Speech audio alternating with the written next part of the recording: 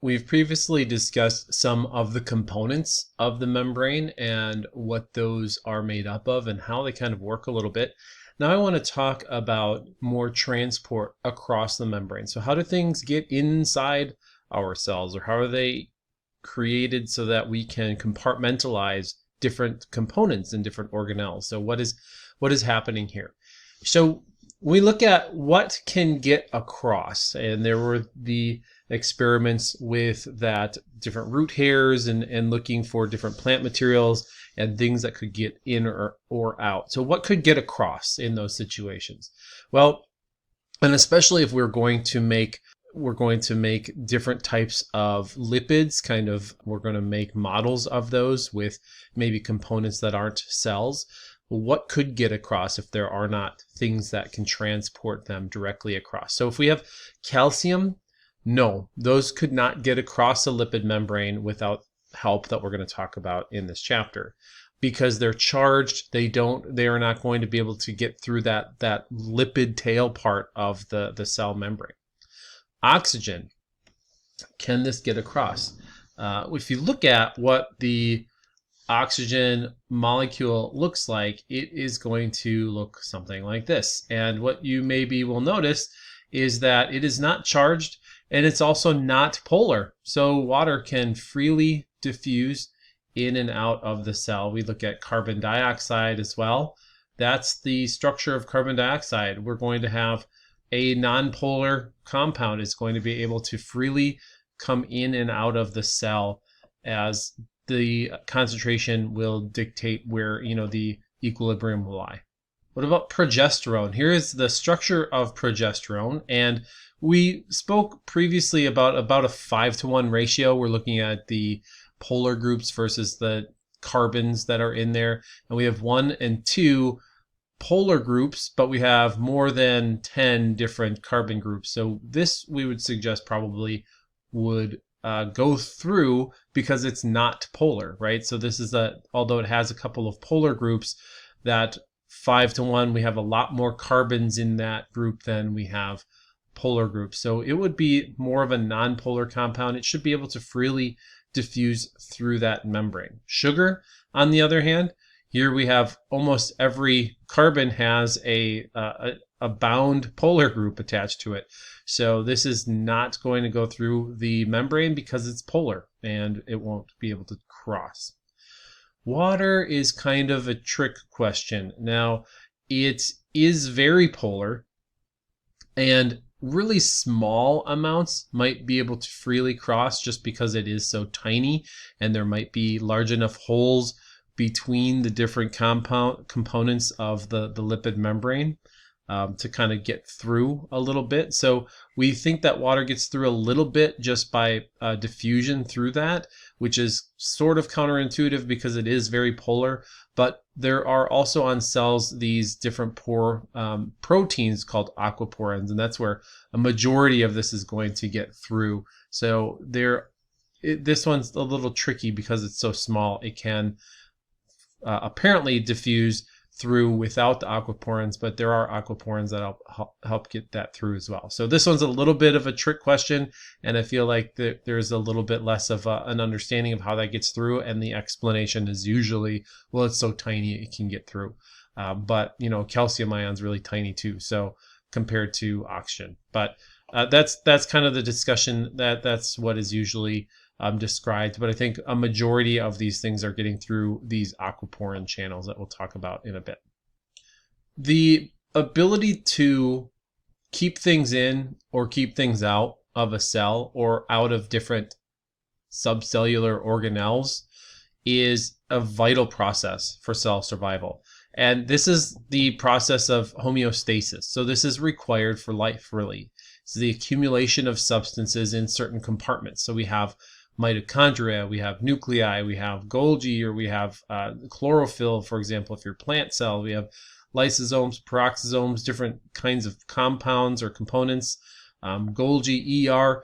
These things have to, especially, let's look specifically at a mitochondria, we have to be able to create really high concentrations of hydrogen ions in this intercellular membrane of the mitochondria. We have to hold those in there, and that increased concentration allows us to pump this ATP synthase to make ATP. It's required for life to happen. We have to be able to organize these things and compartmentalize them and accumulate them. And these lipid membranes help us do that and are required for us to do that. So there are some molecules that can just pass that membrane via simple diffusion. Carbon dioxide and oxygen are nonpolar, so they can easily get through and diffuse. They're also very small, so they can go through that membrane. Water, in a limited capacity, it's a really slow movement, but it can do that over time. It must find enough little holes through that membrane to be able to kind of pop through and get through. It is very polar, but it's apparently small enough to get across that membrane through simple diffusion at some time. So this is kind of the trickiest one, I think, of all of the molecules that we'll ever talk about, because you wouldn't expect it to be able to pass a lipid layer. But there have been some experiments that have demonstrated that that is possible. It's not fully charged, it's just polar, so maybe that's part of it. I think fully charged molecules or atoms would have a harder time getting past that, even if they are small. When we're talking about simple diffusion, we have to remember this concept called equilibrium. So equilibrium is basically going to be where, in terms of at least concentrations, we want to have a similar concentration of our molecule of interest on the outside as we do on the inside. So if we're going through really high metabolic functions and we're using up a lot of oxygen and we're producing a lot of carbon dioxide, right? So let's say we're running a marathon, we have a lot of CO2 in our cells. There's going to be a high concentration inside, so the equilibrium is going to push these to move outside, and not very many CO2 molecules are going to actually diffuse inward. So the equilibrium would want to get things back to even or back to normal. Whereas in that same situation, you might have higher concentrations of oxygen in your plasma or in your red blood cells. Those are going to be high there concentration, but they're going to be low within the cell. So if we have the ability and capacity to import the oxygen, that's what the direction that's going to go. So it's just all depends on the equilibrium of whatever you're talking about, whether that's going to diffuse in or be released out. Molecules that are charged, that are bigger and polar, those need to have a carrier protein to bring into the cell or to be released out of the cell. And these mechanisms are called facilitated diffusion. So they're based off of still concentration gradients. They're still equilibrium is dictating the directionality if they're coming in or going out. But a protein is involved. A protein is the gatekeeper and only allowing certain types of molecules or atoms through that membrane. And so that, again, that equilibrium is going to dictate. There's no energy involved. There's nothing it's just, they're selective pores, though, that are only allowing certain things through. So this is facilitated diffusion, where it's just a facilitated movement through that membrane. Here's an example of the rates of diffusion, just to look at some of the difference of concentrations of your solute versus the rate of the transport. So as we increase the concentration of whatever we're trying to transport, we can see that is a consistent line. So it's a regular line for simple diffusion. So as we increase the concentration, we increase the rate of transport. Facilitated diffusion, however, works a little differently. As we increase the concentration, at the beginning, there's a really high increase in the rate. So it's parabolic and it's exponential here. And you can see that there's less of a concentration dependency in terms of how fast it goes. So there is a kinetics equation that will help to describe the kinetics of the diffusion. We're looking at the rate of diffusion inside into the cell, for example, will be equal to the permeability coefficient. So that's a constant that's going to be different for every different molecule. and over the change in the concentration of the solute. So it depends on, it's the difference in inside versus the outside of the membrane, and that will dictate how fast these things are diffusing. Here's an example of an aquaporin. It's a protein that is found on the cell surface of many different types of cells, and they are going to just allow water to flow towards whatever equilibrium is pushing it towards. So if there's less water inside the cell, then we're going to push water into the cell. If there's more water in the cell than outside, or the concentrations are different, we're going to do the reverse flow. So these are rapid. They allow water to flow in any direction. And again, they're facilitated. So it's just based on equilibrium concentrations. I just want to give you a comparison to facilitated. There is active, we're going to talk about in a little more detail as well. This is where energy would be required to move things. So we're using ATP is going to be hydrolyzed to ADP, and then we're going to transport these two ions through. And usually we're going perhaps against the equilibrium. So we're going against whatever the concentration gradients might be if those were just facilitated. So usually we have to use energy to store that energy through those differences in the concentration and to change that and to go against the equilibrium desires. Usually the movement of ions are determined by the electrochemical potential, which means that there are certain concentrations of positive and negative charge, certain concentrations of different types of atoms that are going to dictate that gradient or that charge across between the membrane and the outer surface. And that's what's called the membrane potential. And we'll talk more about that. We'll do a case study that talks about membrane potential and its importance for regulating certain processes of certain cells as well. Here are some examples of different types of diffusion: simple, facilitated, and active transport, that we're going to go through all of these. And the simple diffusion, again, just tells you some of the different types of compounds in each of the cases. And we're looking at, for simple and facilitated, we're going towards the direction of the electrochemical gradient, and we're going towards equilibrium there.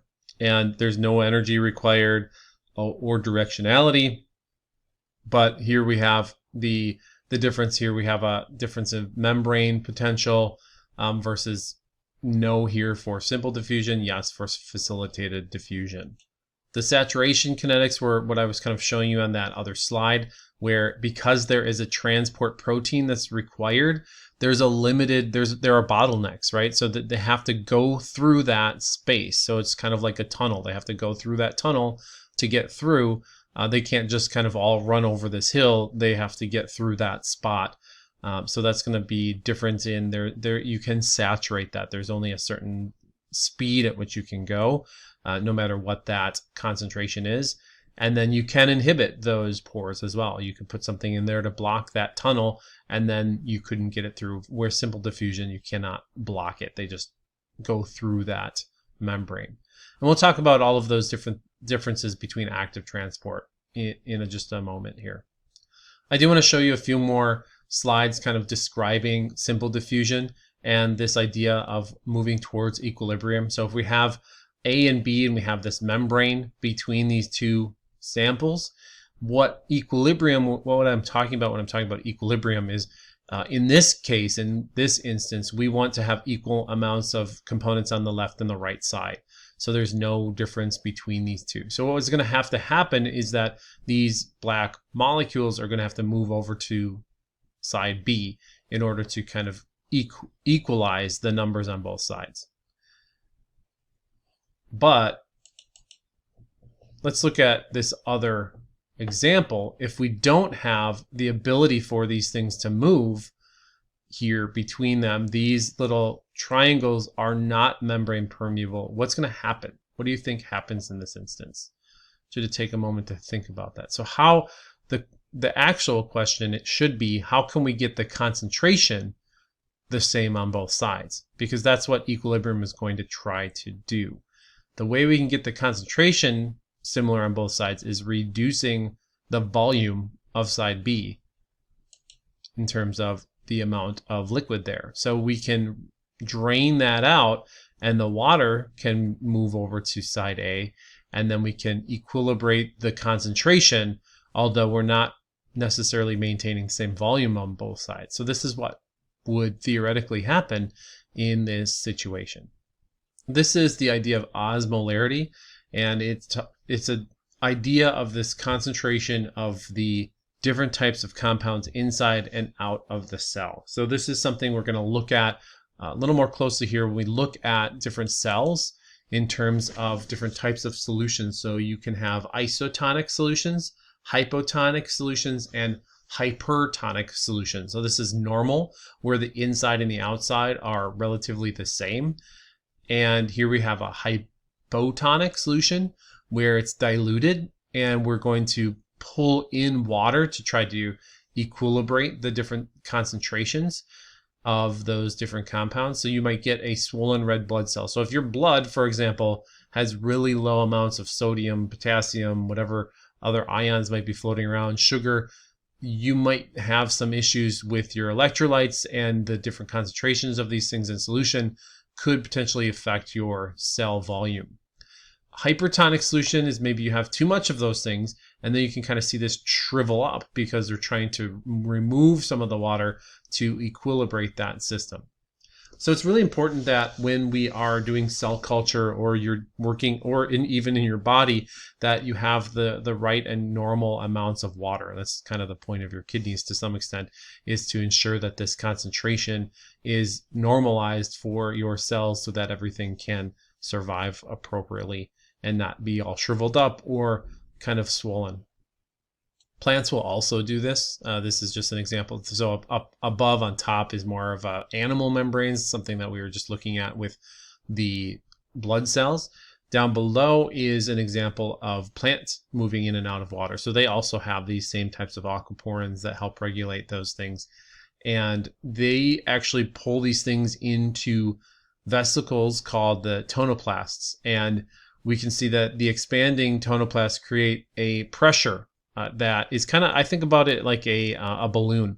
Like you blow on a balloon and it builds up pressure as you increase that volume of the balloon.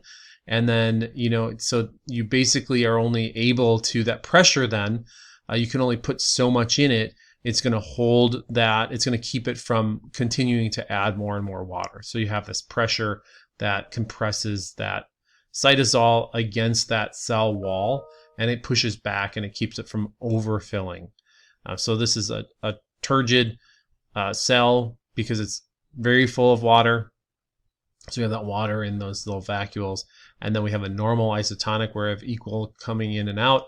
And then we have a hypertonic where we can see like a flaccid plant. So I notice I'm really bad at keeping plants alive, and all of mine end up, kind of shriveling up and wilting. That's kind of what's happening with this cell as well. And here we'll look a little bit more closely the difference between carriers versus channel proteins. So if we're looking at simple, obviously we just move in the direction of the equilibrium. These facilitated also do that same thing, but these are channels where they're just kind of, it will freely let things go through, and it's just going to kind of pass through that component. Where we have channels, again, it's just open for business at all times. Carrier proteins will typically change the structure. So as that compound comes in, it gets bound. And as it's bound, we have the right shape and orientation of everything that clicks into place.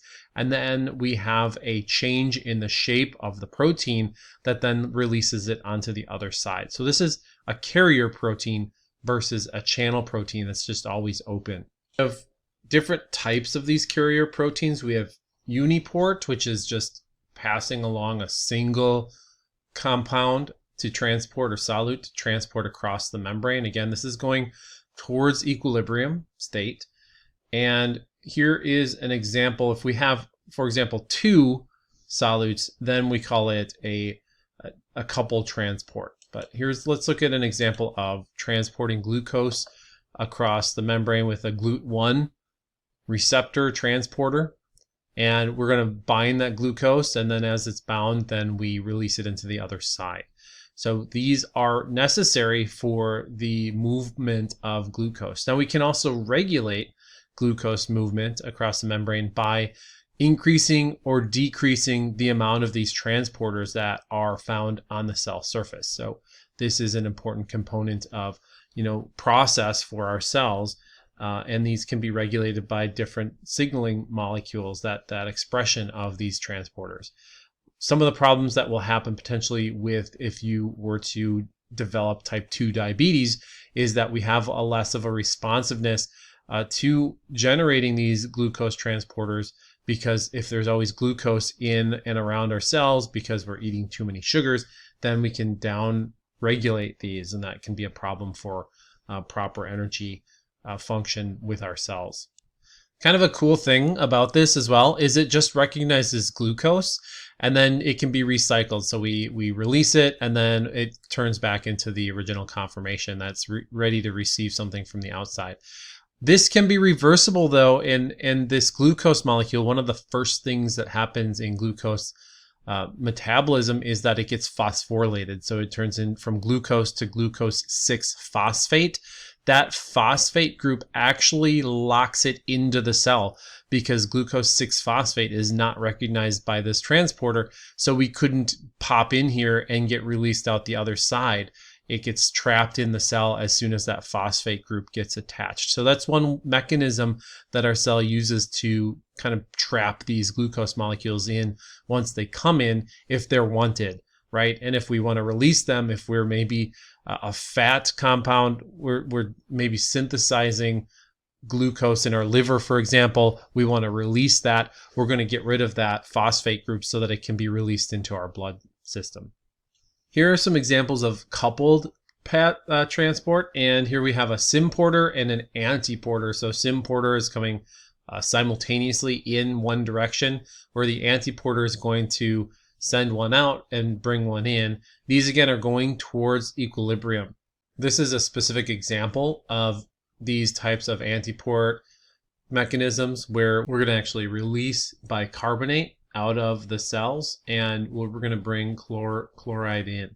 Bicarbonate's actually, once it gets brought to you, this is a transported molecule in your system, and it actually gets taken to your lungs and released as carbon dioxide and water. So you're going to be able to create that that regulates your pH essentially as well in that manner. So this is an example of an antiporter. So as this is coming out, and as this is generated through metabolic processes, we're going to bring chloride ions in. And this helps to prevent something else you might notice, a charge imbalance. So we can keep our resting membrane potential. We push out a negatively charged thing, we pull in a negatively charged thing. I'm going to come back to this kinetics of the carrier protein. The same idea where we have the concentration of our solute versus the rate of transport. And we get up here, we see that for carrier proteins, we get a saturation state. And this is at the point at which we have only so many transporters available, and then we can only go so fast. So there's the maximum speed at which we can transport, and depending on the concentration of the solute, the ability for that protein to actually find the substrate. The higher the concentration, the higher the probability that that's going to happen. So it increases our speed. The Km is essentially telling us how well that protein is able to bind. So what is the kinetics of binding? So the affinity of that binding. So the higher the affinity, the easier it's able to grab it and hold it. And then so this is all dictates the speed at which that's able to transport across the membrane.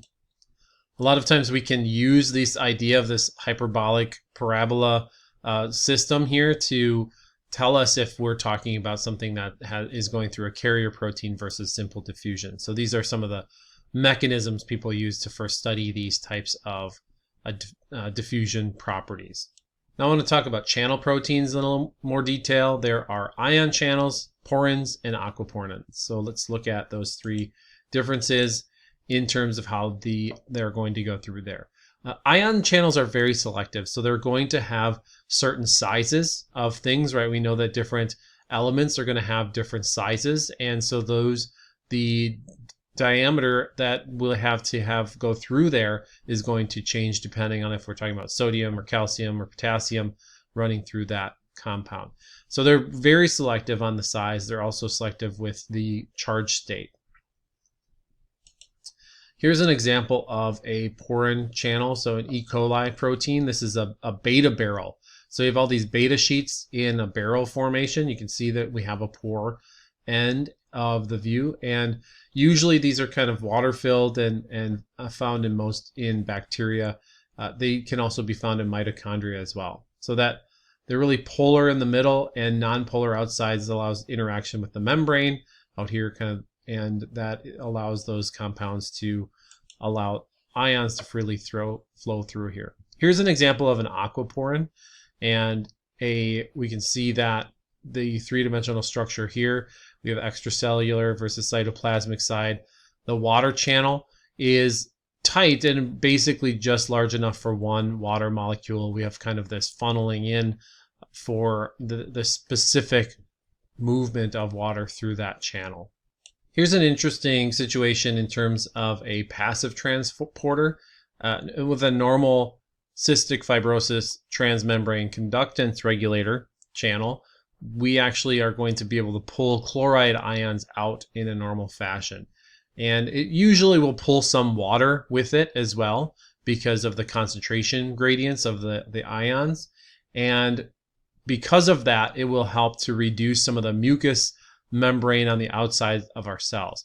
However, with a mutant channel, this doesn't effectively move chloride ions out of the cells, and that water also then doesn't get pulled out either, and that causes this sticky mucus to build up on the outsides of the cells and can promote bacterial growth and lung infections and pneumonia, and hence the kind of concern with cystic fibrosis and coughing and lung issues. We also have gated channels, which means that they have something that has to happen in order for them to open up. So we have ligand gated channels where we need to receive some type of ligand to open up. We have voltage gated channels, which means that after a certain voltage is applied or found on one side of the compound, maybe that's inside, for example, here you can see the positive charges are going to change that the structure down here, and that will open up. So that's voltage gated. So we have to have a certain voltage on one side, which means a concentration of positive or negative ions. And then we have a mechanosensitive, where we would touch or hear sound or vibration, something that would be received and then allow this to open up and allow ions to flow through. Patch clamp experiments allow researchers to look at ion flow through individual channels in small patches of membrane. So here's an example. A lot of this work was done on Xenopus laevis eggs, or African clawed frog eggs. And what you can do is you can actually inject the oocytes with a needle that has an mRNA encoding your membrane protein, and that will get injected, and then that oocyte will synthesize those proteins and express them on the surface. Then you can take electrodes and puncture the cells, and you can record the voltage as you apply voltage and see how those the membrane potential changes in and out of the cell to examine how that expressed mRNA is regulating the voltage in and out and allowing those channels to function. So when we look at patch clamp techniques, this is the type of action potential we'd be maybe looking at. A normal resting membrane potential here, in normal cells is around negative 70 volts, but here we're showing maybe it's around 60, maybe it's 70. I don't know. This is a big scale here. So let's say we have a channel that we're trying to study and understand. We've expressed the mRNA in the oocyte. We've injected that, and then we're going to patch clamp it, and we're going to look at the changes inside and out of the membrane potential. So we start, the membrane potential inside initially is going to be negative 70 millivolts. And this voltage gated channel that we've expressed on the outside of the oocyte is closed. So it's in a closed position. And then we're able to do something that allows it to, maybe we apply a voltage, or if it's a voltage gated channel, if it's a mechanico-sensitive, whatever it is, in this case it's voltage gated. So we apply a voltage, that will allow it to open up. So we apply a small voltage and it's going to open that gated channel up, and then we're going to release those ions through. So we've now opened it and we're going to have an influx of the sodium ions into the cell. So this is called depolarization. So we've depolarized it. And as we continue to add those positive ions through, we go from -70 to a +40. And this is going to then bring in that sodium ion. So now this closes because we've gotten to a certain extent now where now we don't want that. Now it's way above the membrane potential and it starts to close. It becomes inactivated as we hit a certain positive potential. We have other voltage gated channels on the other side of the membrane. So these are voltage gated that now when we have a positive charge, we open up potassium gated channels, and those are going to pull out potassium, and then we're able to reestablish this resting membrane potential. So this one closes, we open this one up, and we start to come down, and then we're able to reestablish that channel, and the sodium channel then closes, and it's ready for another burst of flow if needed. So in terms of this process, we have a researcher that's studying a fern that has been shown to have the ability to remove arsenate ions from contaminated water. However, after injecting the mRNA of the protein into an oocyte that was thought to encode the transporter, the researcher failed to detect arsenate transport in the oocytes. What do you think the possible reason for this might be? What are some possibilities of why that assay didn't work? Why didn't it work when injecting that mRNA into the oocytes and doing these patch clamp experiments that have worked for other things? I want you to think about this, and we'll talk about this when we meet in class together, and I think that will be an interesting to see. There are a lot of possibilities, but I just wanted to see what you maybe can come up with. These voltage gated channels are really important in neuron function, and we have ligand and voltage gated channels that are happening in neurotransmission. So typically after a neuron fires, so it'll have a signal that will transport down through a lot of different channels along the surface of the axon, and that'll propagate this signal. So this flow of positive charge will come down, and it's reestablished. The resting membrane potential upstream is reestablished through those other voltage gated channels that turn on or open when that positive charge comes in. So potassium might be, then potassium channels will open up here to pull out potassium so that we can reestablish that membrane potential. So, but this flows down through as a kind of, it conducts down the axon. And at the nerve ending, there are different components that are going to receive calcium. So these are calcium voltage gated calcium channels, and it's going to open up and allow those things to pass through. And then we also have there are these snare vesicles or synaptic vesicles, and there are proteins that are going to attach to the calcium. And those, once they receive the calcium, they help this vesicle fuse to the membrane and release these packets of acetylcholine that are stored in the synaptic terminal.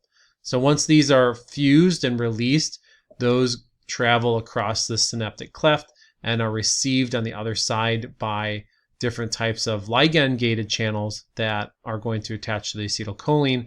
Those will then bring in sodium, and then we start another set of action potentials. So this is how we propagate our neural signals in our brains. Now we're going to focus on active transport across a cell membrane.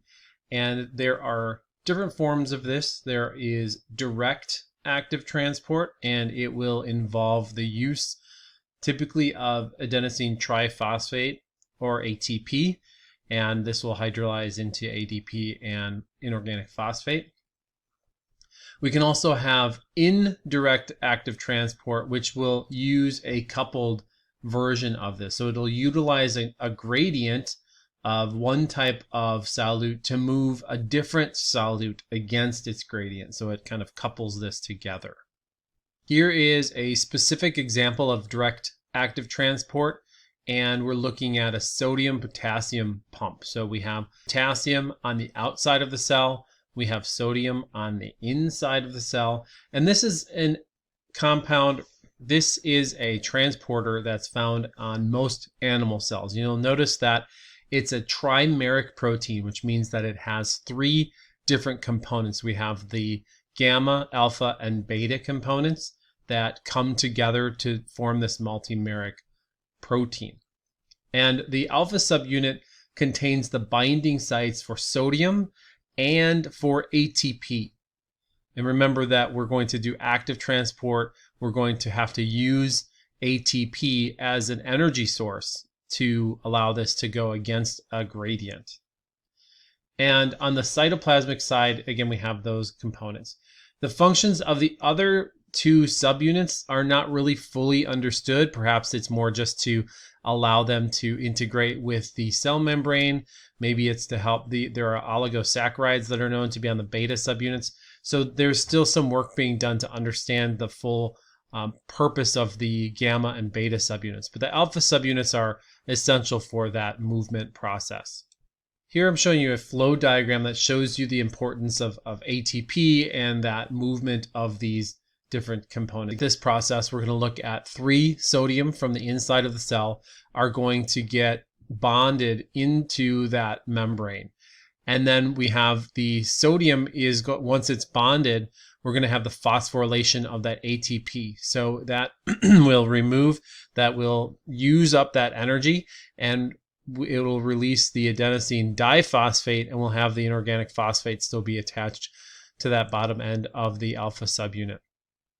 That changes the conformation slightly to allow then the sodium to flow through this channel. That conformation will change. And then we have the movement, and the pump is then opened after those are released. Then we have a further conformational change to allow for the acceptance of our potassium. So once these sodium have evacuated, we have a further conformational change and potassium load in to that area. We then have the release of the inorganic phosphate, and that causes another conformational change to allow for that other side, the internal side, to open up for the potassium to come in. And then we've recycled everything and we're ready to restart that process over again.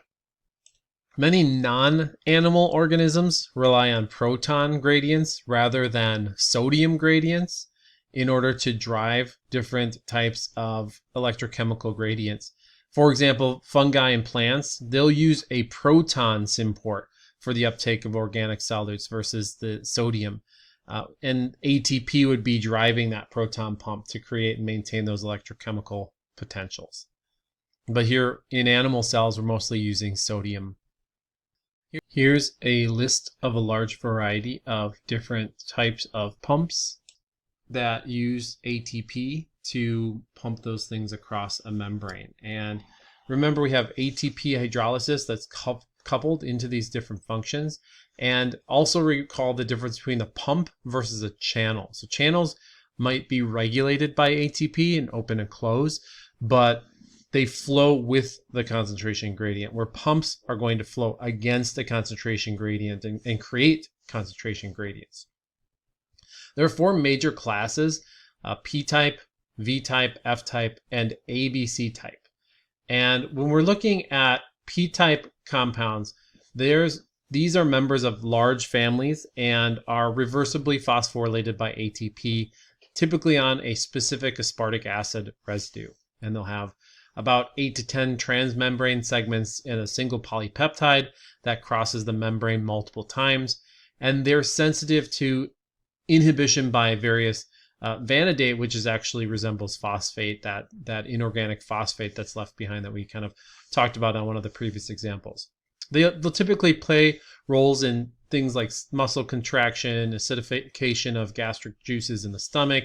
You can see some of these different examples of functions and their organization, the organism that they are found in. So here acidify stomach, and we can look at different pumps to generate membrane potentials. We've spoken previously about flipases that maintain asymmetry. So these are some of how these are regulated through these types of pumps.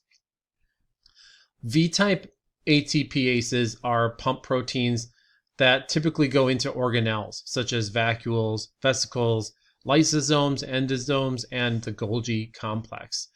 And again, it'll keep that pH at a certain level. F-type are going to be found in bacteria, mitochondria, chloroplasts, and you can kind of see these here when we're talking about eukaryotic, we're talking about in the mitochondrial types of cells. So the F-type are more bacterial-like, and that's similar to what our mitochondria are similar to bacteria in that sense. And they'll use hydrogen gradient to drive ATP synthesis. So these are really interesting. These kind of pumps can work in the reverse direction, so they can hydrolyze ATP or they can synthesize it. So ATP can be used as an energy source to generate ion gradients in these types of situations, but ion gradients can also be used as an energy source. So it's an interesting situation. So this F-type is like the ATPase is what generates a majority of the ATP in our cells. The ABC type are going to be also called ABC. It stands for ATP binding cassette transporters. And the term cassette describes the catalytic domain that binds the ATP as part of that transport process. The ABC type ATPases comprise a very large family of transport proteins found in all organisms. They're medically important because some of them pump antibiotics or drugs out of the cells, and then they'll make those cells resistant to the drug. And so this can be difficult if you have some type of drug that is going to be useful, and those transporters are there. Obviously that's unhelpful. For example, there are certain transport proteins that will transport hydrophobic drugs out of the cells and then reducing the cytoplasmic concentration, and then hence their effectiveness on other cells in other places. So we can see that these can be bacterial, and then or some of them can be, if they're exporters, can be all sorts of different, found in all sorts of all living life forms. There's active transport. Direct active transport uses ATP. Indirect active transport uses different concentration gradients to push that concentration or pull something over from one side of the gradient and maybe increase the gradient. So sodium is a lot of times used in animals. Fungi and plants will use protons instead. So this is an example of a animal cell that would maybe have a high concentration of sodium on the outside, and it's going to bond, and then it's going to recruit glucose, which might be high in the inside. If we're going against the gradient, this would allow us to go against the gradient, but using sodium as that kind of way that we utilize energy and combine that energy difference or the gradient difference to allow us to bring glucose in. Here's the kind of overview of that process where sodium is high on the outside and will bind to this membrane. And we're also going to then, once those are bound, glucose can come in and bind, and then that changes the conformation of the transporter. And once those are all bind and correct, then the internal side will open up. We have another conformational change of our protein. We'll release the sodium, we'll release the glucose, and then we're able to kind of recycle the whole process and start over again. So these, we can see the really importance of these different sodium, for example, in bringing in sugars and amino acids in our cells. The concentration of sodium is directly related to the amount of transport of these different essential components of our cells. And you can see that this is because these are sodium pumps that can bring in glucose, for example, can bring in amino acids that help to use this gradient of sodium gradients to pull in some of these things that may or may not be at high concentrations inside the cell. So it helps to pull these in an active way against that gradient if needed for our cell function. So those are all the different types of transporters and how we move things across the membrane, that if those proteins were not there, we otherwise would not be able to move across the membrane. And regardless of if it's against or with a gradient. Those are all of the kinds of types of transporters that I wanted to cover in this section. And we'll talk about utilizing some of these ideas in a case study and understanding some of the looking more at Gibbs free energy and how these things relate to those concentration gradients and some of the kinetics and thermodynamics of the system, and why things are happening the way they are and how quickly they are able to happen.